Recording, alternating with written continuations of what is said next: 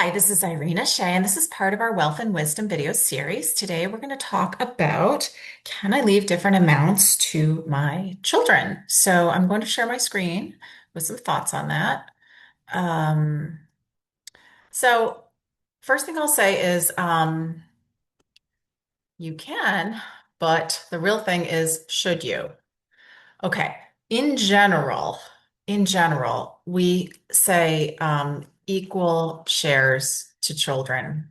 Of course, because the will is your last word on love. This is what they're going to take away for the rest of their lives.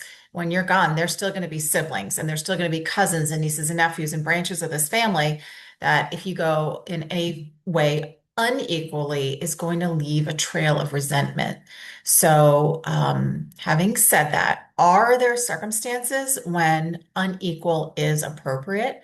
There are a few, and we're going to go through them now. But in general, if you have just I'll call it a regular family, three kids equal shares one third is expected, standard, etc.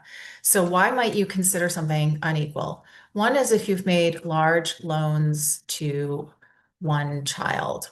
That's very often to buy a house, something like that. The other two kids didn't need it. They choose to rent. They're married to someone successful, whatever, but one needed the help. You made a loan. So in that case, what we do, we don't leave unequal amounts. We create what's called an equalization clause in the will or trust that says that any amount they borrowed from you that remains unpaid at your death is going to reduce their one third share in the case of three children. So that's a way of adjusting without being unequal. Okay. So that's very common. Another is for a special needs child. So if you have a truly special needs child, you do things called S&T trusts.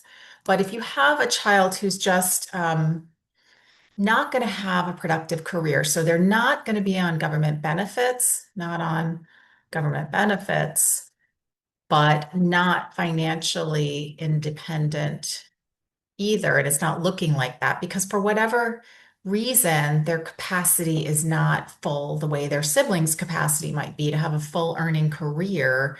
We may, in that case, want to allocate more to that child.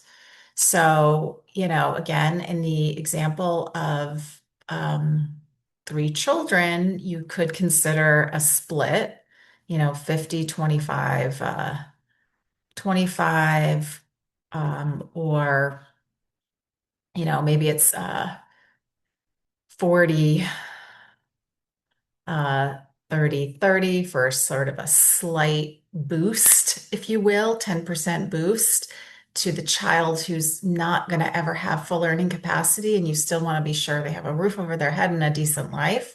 And you also don't want them knocking on the door of their more successful siblings if you're gone.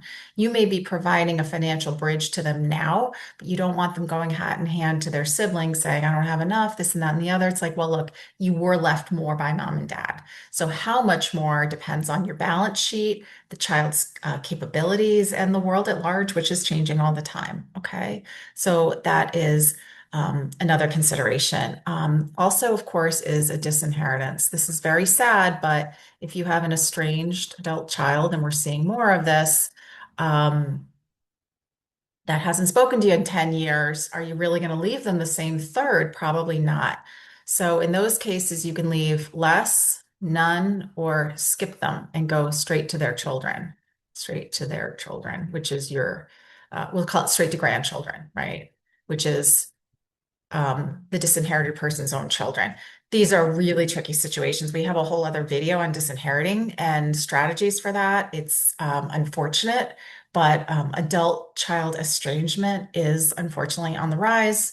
We're seeing more of it than we have in prior decades. So that would be a reason to leave different amounts.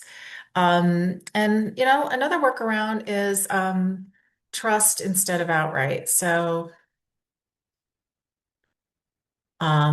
instead of different shares. So if you're saying, look, this one child that I have is just never going to get it together, and I'm not leaving them money to blow it, instead of reducing their share or instead of eliminating their share, hold in trust for that child, for the concerning child. Can we say that? The concerning child.